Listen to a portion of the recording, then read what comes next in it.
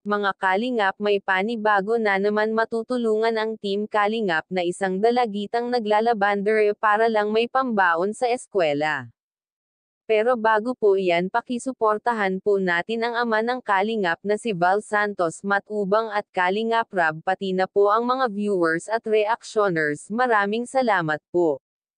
Mga Kalingap, pinuntahan nila Kuya Rab ang isang dalagitang naglalabander na Subiansi para lang may pangbaon ito kapag pumapasok. Tinutulungan niya din ang kanyang nanay sa paglalaba dahil tanging nanay lang niya ang naghahanap buhay dahil ang kanyang tatay ay may sakit ito at hindi na kayang magtrabaho.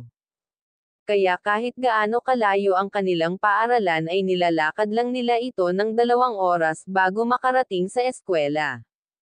Kahit wala ito silang baon ay pumapasok pa rin sila dahil ang pangarap nila ito ay makatapos ng pag-aaral at maiahon niya ang kanyang pamilya sa kahirapan.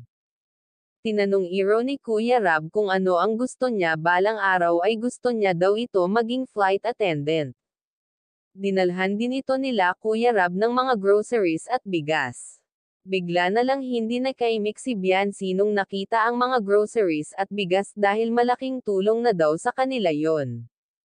Halos wala siyang masabi dito. Binigyan din ito ni Kuya Rab ng financial para sa kanilang allowance sa pagpasok sa eskwela. Sabi ni Biancy ay matagal-tagal na daw nila ito gastusin ang binigay ni Kuya Rab.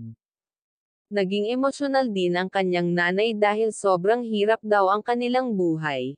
Kaya nagpapasalamat si Biancy dahil natagpuan sila ng Team Kalingap, malaking tulong na rin ito para sa kanila.